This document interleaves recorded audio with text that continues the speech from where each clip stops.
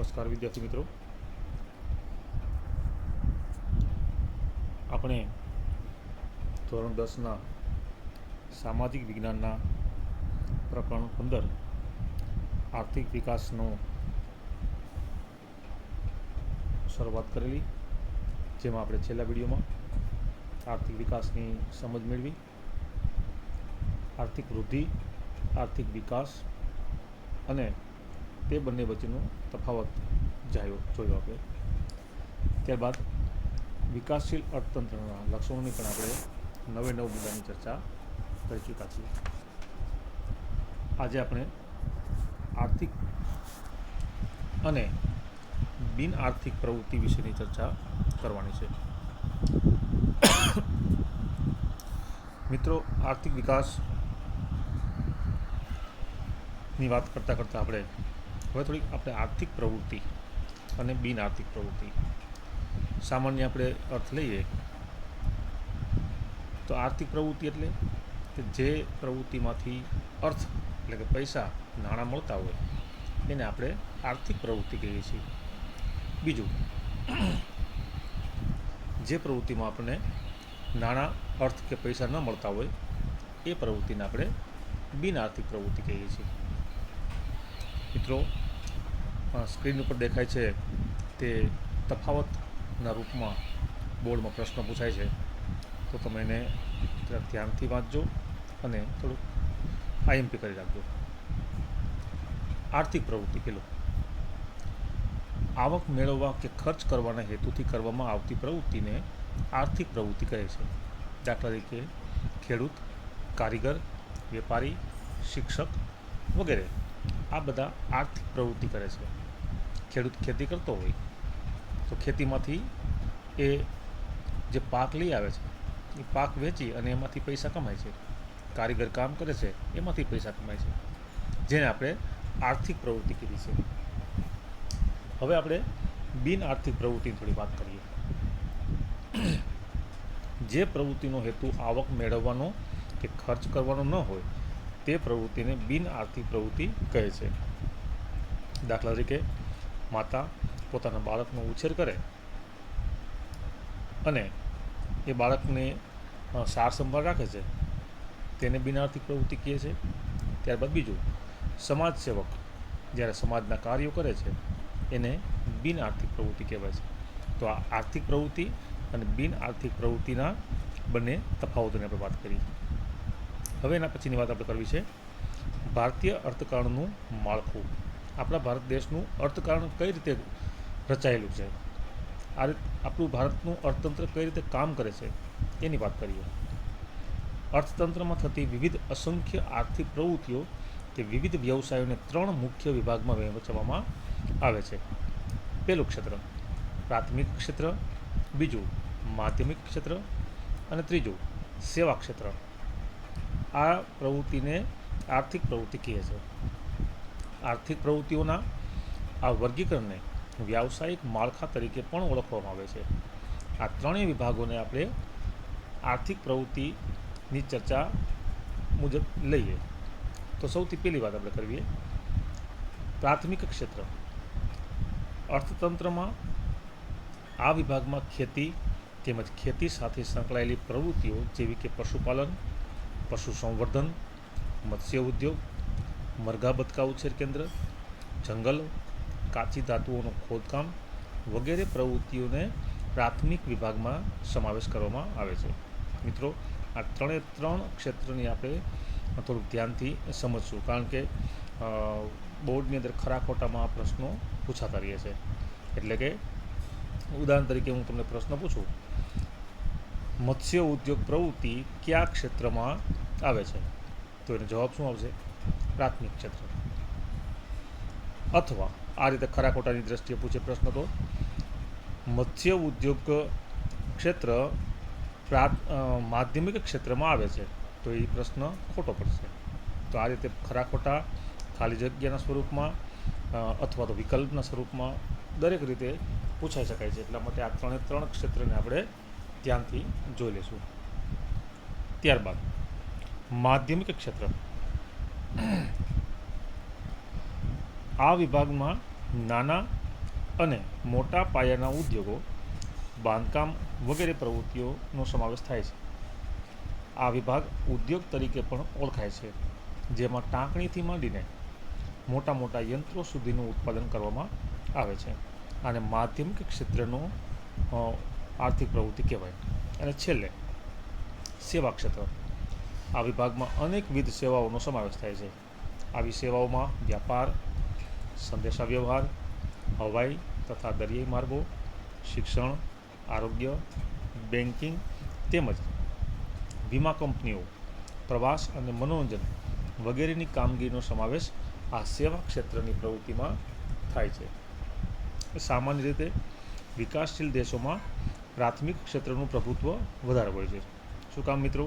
કારણ કે એમાં પશુપાલન, ખેતી જેવી પ્રવૃત્તિઓ આવી જાય છે. એટલા માટે આવા આપણા ભારત દેશ જેવા જે વિકાસશીલ દેશો છે એમાં પ્રાથમિક ક્ષેત્રનું પ્રભુત્વ વધારે રહેલું છે અને રોજગારી પણ વધુ મળે છે. એમાં રોજગારી તેમજ રાષ્ટ્રીય આવકમાં પ્રાથમિક ક્ષેત્રનો હિસ્સો સૌથી વધારે હોય છે. પરંતુ જેમ જેમ આર્થિક વિકાસ થતો જાય તેમ તેમ પ્રાથમિક ક્ષેત્રનું મહત્ત્વ માધ્યમિક અને સેવા ક્ષેત્રની સાપેક્ષતામાં ઘટતું જાય છે અને ઉદ્યોગ ક્ષેત્રે થતાં સેવા ક્ષેત્રનો વ્યાપ વધતો જાય છે. જેમ જેમ દેશમાં આર્થિક વિકાસ થાય એમ એમ પ્રાથમિક ક્ષેત્રનું પ્રભુત્વ ધીમે ધીમે ઘટતું જાય છે અને માધ્યમિક ક્ષેત્ર, જેમાં મોટા મોટા યંત્રો બનાવનારા કોઈ પણ પ્રકારના ઉદ્યોગો હોય એ ઉદ્યોગો શરૂ થાય છે. એટલા માટે પ્રાથમિક ક્ષેત્રનું પ્રભુત્વ ઘટતું જાય છે. હવે આપણે વાત કરવી છે ઉત્પાદનના સાધનોની. મિત્રો, ઉત્પાદનના મુખ્ય 4 સાધનો છે: જમીન, મૂડી, શ્રમ અને નિયોજક. આપણે એની વાત કરવી છે આજે. કુદરતી સંપત્તિ અને શ્રમની મદદથી ચીજવસ્તુઓ અને સેવાનું ઉત્પાદન કરવામાં આવે છે. આ ઉત્પાદન કરવા માટે અનેકવિધ સાધનોનો ઉપયોગ થાય છે. આવા સાધનોને 4 ભાગમાં વહેંચવામાં આવે છે. ચારે ચાર. એક, જમીન, મૂડી, શ્રમ અને નિયોજક. આ ચારેય સાધનોનો આપણે પરિચય વિગતે જોઈએ. સૌથી પહેલું જમીન. સામાન્ય અર્થમાં જમીનને આપણે પૃથ્વી સપાટીના ઉપલા પડ તરીકે ઓળખીએ છીએ, પરંતુ અર્થશાસ્ત્રની પરિભાષામાં જમીન એટલે કે તમામ પ્રકારની કુદરતી સંપત્તિ, જેમાં પૃથ્વીની સપાટી પર આવેલ જંગલો, નદીઓ, પર્વતો, પૃથ્વીના પેટાળમાં આવેલા ખનિજો, ધાતુઓ વગેરેનો સમાવેશ થાય છે. આમ જમીન એ ઉત્પાદનનું કુદરતી સાધન છે. મિત્રો, કોઈ પણ ચીજ વસ્તુનું ઉત્પાદન કરવું હોય તો એમાં 4 મુદ્દાઓ એટલે કે 4 સાધનો ખૂબ જ જરૂરી છે. એમાંનો પહેલો આપણે જમીનની ચર્ચા કરી. ત્યારબાદ મૂડી. ઉત્પાદનની પ્રક્રિયામાં ઉપયોગમાં લેવામાં આવતા માનવ સર્જિત સાધનોની, જેવા કે યંત્રો, ઓજારો, મકાનો વગેરેનો સમાવેશ મૂડીમાં થાય છે. ત્રીજું, શ્રમ. ભૌતિક વળતરની અપેક્ષાએ, ભૌતિક વળતર એટલે કે કોઈ પણ કારીગર છે, શ્રમિક છે, કામ કરે છે તો એના બદલામાં એને કંઈક વળતર મળશે. ભૌતિક એટલે કે રૂપિયા, પૈસા. તો ભૌતિક વળતરની અપેક્ષાએ કરવામાં આવતા કોઈ પણ શારીરિક કે માનસિક કાર્યને શ્રમ કહે છે. શ્રમ એ ઉત્પાદનના સાધનનું સજીવ સાધન છે. ખેતમજૂરો એ સજીવ છે.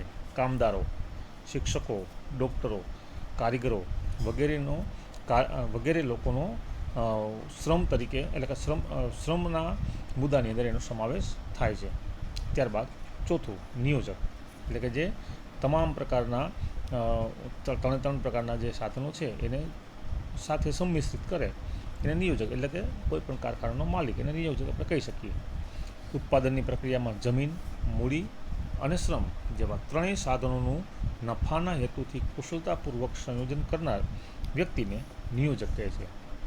આ 3 સાધનોને યોજનાપૂર્વક ઉત્પાદનમાં જોડવાની કામગીરી નિયોજક તરીકે ઓળખવામાં આવે છે.